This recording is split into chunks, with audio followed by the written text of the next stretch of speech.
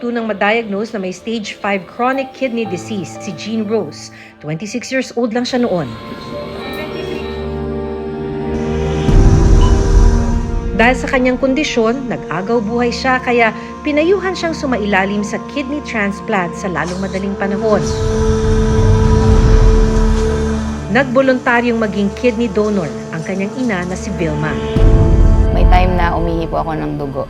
Yun yung di na ako nakatulog. Pag nagkakandasuka ako, that time po, na-ICU na ako nun. Ni-revive na talaga ako na intubate. Kaya sabi ko, baka pwedeng kausapin natin yung iba natin kamag-anak, baka may gustong mag-donor. Kaso wala po talagang donor. Kaya sabi niya, siya na lang. Pero nang sumailalim siya sa laboratory tests para sa kidney transplant ng anak, dito na natuklasang meron siyang stage 4 colon cancer. Bilang ina, sabi ko baka po pwedeng ako, sabi ko, sinitisgan ako. Nakita na may bukol ako sa ano. Doon ako nakita. Opo, doon nagsimula ko yun.